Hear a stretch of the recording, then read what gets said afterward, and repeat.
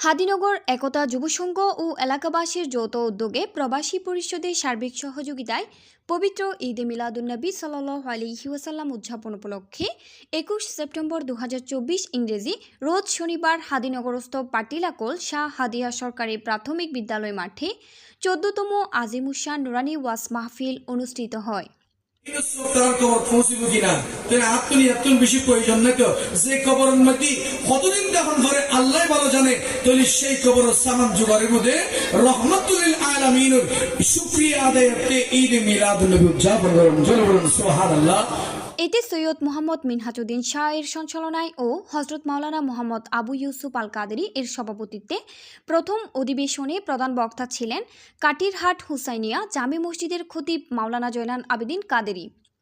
বিশেষ বক্তা ছিলেন মাওলানা মোহাম্মদ নোমানুল হক কাদেরী। দ্বিতীয় অধিবেশনে হাদিনগর দরবার শরীফের সাজ্জাদানশীল আল্লামা সৈয়দ শহীদুল আলম শাহ আল হাদি এর সভাপতিত্বে উদ্বোধক ছিলেন মাস্টার মোহাম্মদ আবু তৈয়ব।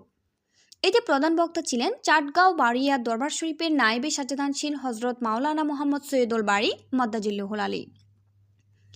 বিশেষ বক্তা ছিলেন মাওলানা মোহাম্মদ বদর উদ্দিন আল কাদেরী এবং আরও উপস্থিত ছিলেন বিশিষ্ট আলেমে দিন হজরত মাওলানা মোহাম্মদ আবুল হাশেম রাজবি। বিশেষ অতিথি হিসেবে উপস্থিত ছিলেন সৈয়দ মোহাম্মদ কামাল উদ্দিন শাহ, আবুল কালাম কন্ট্রাক্টর, সৈয়দ সেলিম উদ্দিন শাহ, মোহাম্মদ শের আলী কন্ট্রাক্টর, মোহাম্মদ জাহাঙ্গীর আলম কন্ট্রাক্টর, মাওলানা মোহাম্মদ উসমান গনি মেম্বার, মাওলানা মোহাম্মদ জানে আলম আল কাদেরী, মোহাম্মদ জাবিদ হোসেন এরশাদ, মোহাম্মদ মুস্তাফা কামরুল, মাওলানা মোহাম্মদ উসমান গনি রাজু সহ এলাকার গণ্যমান্য ব্যক্তিবর্গ, প্রবাসী সদস্য ও উপদেষ্টাবৃন্দ। এবং সর্বশেষ মিলাদ কিয়াম শেষে এলাকাবাসী, প্রবাসী অতিথিবৃন্দ সহ দেশবাসী সকলের মঙ্গল কামনায় দোয়া মোনাজাত পরিচালনা করা হয়। সভাপতি মোহাম্মদ আলমগীর কন্ট্রাক্টর ও সাধারণ সম্পাদক হাফেজ মোহাম্মদ আলাউদ্দিন সহ সিনিয়র কর্মকর্তাবৃন্দের যৌথ তত্ত্বাবধানে সকল সদস্য ও কর্মকর্তার প্রচেষ্টায় মাহফিল আজিমুসানভাবে সম্পন্ন হয়।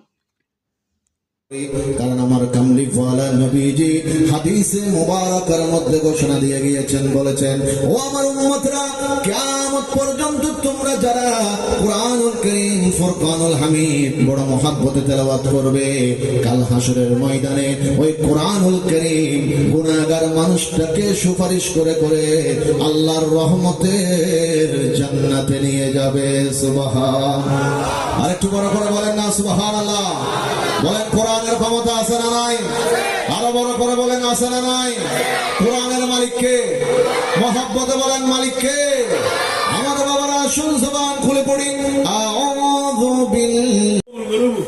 তফসির জানে আসিস্তে তাসদা গো মানুষ যাতে মুন্নি রাসূলুল্লাহ কান্দা কালানো করে রাসূলুল্লাহ দরবার গেই জায়রা মাওলা আলী শের খোদা সায়রই তফসির জানাবে তাসদা যে মাওলা আলী শের খোদা সায়রই মানুষই বে রাসূলুল্লাহ দরবারের সামনে যায় রে এই জায়গায় তে যখন ভালো রাখি নিজের মাথার বালুসিদের শুরুতে জিয়া রাসূলুল্লাহ অনরায় অনে সশরীরে জবিন জিন্দা অবস্থা অনায় আই নবারি অনায় কবর শরীফ জিন্দা আছেন ইয়া রাসূলুল্লাহ আয় কোরআনে কারীমুর ওই আয়াতি বগুনির রাসূলের কাছে চিজি যে রাসূলের কাছে অনেক গুনাহগার বান্দা আইনি রাসূলের দরবারত অনেক গুনাহগার বান্দা আইনি রাসূল নবী রওজা বাগতুন বান্দার বেলাই আল্লাহর কাছে মাগফিরাত আল্লাহ সুবহানাহু ওয়া তাআলা আল্লাহ নাকি বান্দাদের মাগফিরাত দিবেন।